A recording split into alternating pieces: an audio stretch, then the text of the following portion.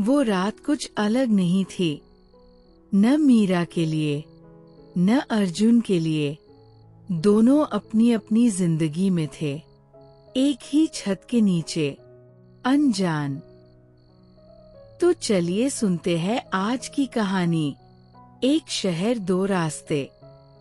रात के 8 बज रहे थे। शहर अभी भी जाग रहा था। दूर कहीं ट्रैफिक की आवाजें थीं। कोई हॉर्न बजा, किसी दुकान का शटर बंद हुआ और हवा में हल्की सी ठंडक थी, जैसे रात ने अभी अभी करवट ली हो। एक ऑटो रुका सोसाइटी के गेट के बाहर। भैया यहीं रोको, प्रिया ने कहा, और उतरने से पहले ही 3 बैग खींच लिए। मीरा धीरे से उतरी। एक बड़ा बैग कंधे पर था, हाथ में एक पुरानी स्केचबुक और आंखों में वो थकान जो सिर्फ लंबे सफर के बाद आती है। उसने ऊपर देखा। इमारत 4 मंजिल, कुछ खिड़कियों में रोशनी, कुछ अंधेरी। तो यही है, उसने धीरे से कहा। हाँ, प्रिया ने बैग पटकते हुए कहा, और अगर तूने अगली बार इतना सामान लिया तो मैं नहीं आऊंगी। मीरा मुस्कुराई। तू आएगी, तुझे पता है तू आएगी। हाँ आऊंगी, प्रिया ने आंखें घुमाई। इसीलिए तो डर लग रहा है। दोनों हंसी, हल्की सी हंसी, थकी हुई पर असली। गेट पर एक बुजुर्ग वॉचमैन बैठे थे, शायद 55-60 साल के। सिर पर टोपी, हाथ में एक पुरानी डायरी। कौन से फ्लैट में? उन्होंने पूछा, बिना ऊपर देखे। 302, मीरा ने कहा। अब उन्होंने ऊपर देखा और डायरी में कुछ लिखा। नाम मीरा, मीरा शर्मा। उन्होंने फिर लिखा और फिर बिना कुछ कहे गेट खोल दिया। प्रिया ने मीरा को देखा। बड़े बातूनी है प्रिया, मीरा ने धीरे से कहा। क्या? प्रिया ने मासूमियत से कहा। लिफ्ट छोटी थी। दोनों बैग लेकर मुश्किल से अंदर आईं। ये लिफ्ट है या डिब्बा? प्रिया ने कहा। डिब्बा, मीरा ने बिना सोचे कहा। दोनों फिर हंसी। लिफ्ट धीरे धीरे ऊपर गई। उसकी आवाज थोड़ी पुरानी थी, जैसे वो भी थकी हुई हो। 3री मंजिल। दरवाजा खुला। फ्लैट छोटा था पर साफ था। एक कमरा, एक छोटी सी रसोई, एक बालकनी। मीरा अंदर आई और बस खड़ी रही। कुछ देर चुप। कैसा लग रहा है? प्रिया ने धीरे से पूछा। अजीब, मीरा ने कहा। पर अच्छा अजीब। प्रिया ने उसके कंधे पर हाथ रखा। ये तेरा घर है अब, समझी? मीरा ने सिर हिलाया, पर आंखें कमरे में घूम रही थी। खाली दीवारें, खाली कोने, एक नई शुरुआत जो अभी सिर्फ खाली लग रही थी। दोनों ने धीरे धीरे सामान रखना शुरू किया। बैग खुले, कपड़े निकले, कुछ किताबें, कुछ छोटी छोटी चीजें जो घर को घर बनाती हैं। प्रिया ने एक पुरानी स्केचबुक उठाई। ये कितनी पुरानी है? मीरा ने देखा और चुपचाप उसके हाथ से ली।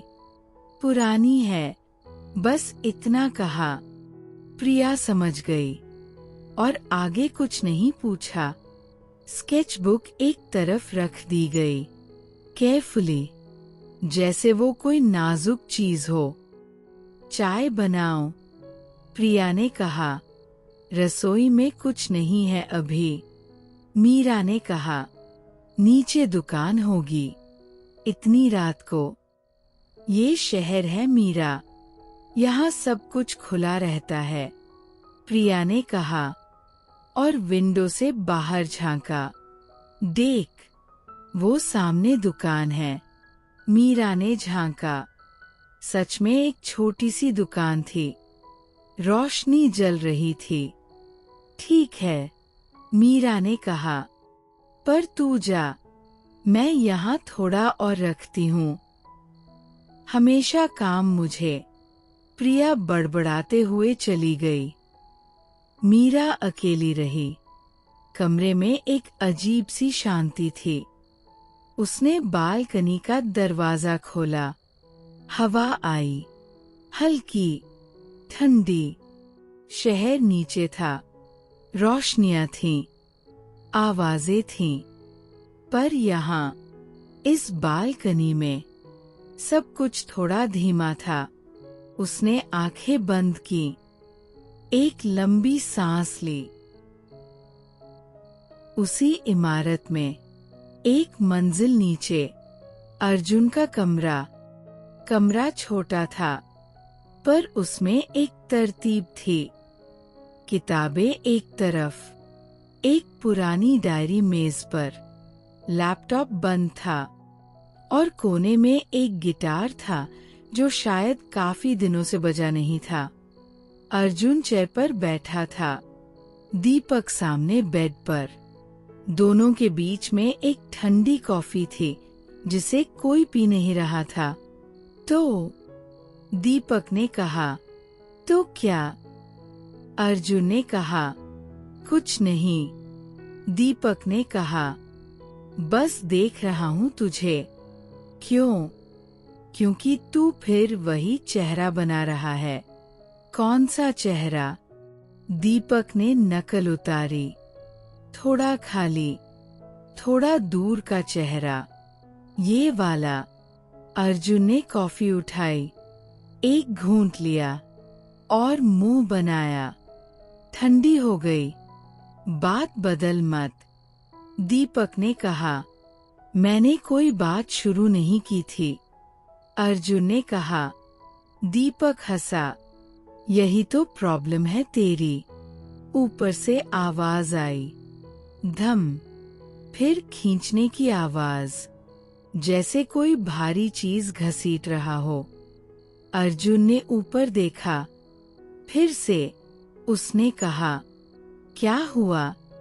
दीपक ने कहा, ऊपर वाला फ्लैट 302 खाली था काफी दिनों से। अर्जुन ने कहा, लग रहा है नए लोग आए हैं। फिर आवाज आई, इस बार हंसी भी थी, 2 लड़कियों की। दीपक ने भौहें उठाई। नए लोग? हाँ, अर्जुन ने कहा, और कॉफी का कप मेज पर रख दिया। तो जा मिल। दीपक ने कहा, क्यों? पड़ोसी है। पड़ोसी होने से मिलना जरूरी नहीं होता।